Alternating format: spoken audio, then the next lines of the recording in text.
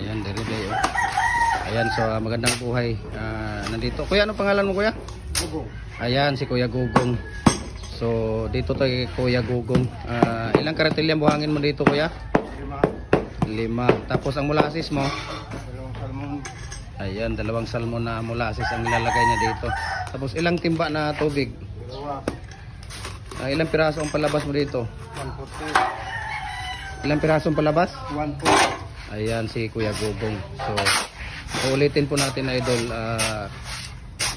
Isang sakong simento na Portland, tapos 5 karatilya na buhangin, purong buhangin po ito, tapos 140 pieces ang palabas, 2 salmon na molasses, na salmon po ng sardinas yung malaki, tapos 2 timba na tubig.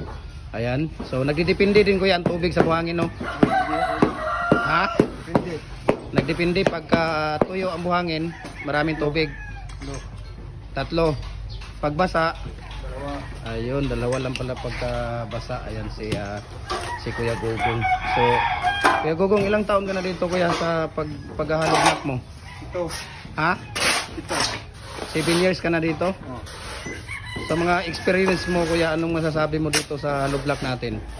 Kasi sabi nila hindi daw maganda ang labas ng halublak natin kasi 140 ang palabas natin sa isang sako. Anong masasabi mo?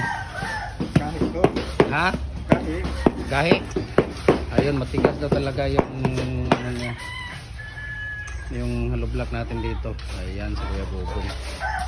So, sa mga hindi pa nakapag-follow ng ano natin, Facebook page natin, follow na po kayo.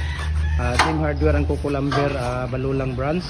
At saka Gem Hardware ang Kukulamber, Kanituan Brands. At saka sa Instagram account natin na Felix_Pagikan 2000.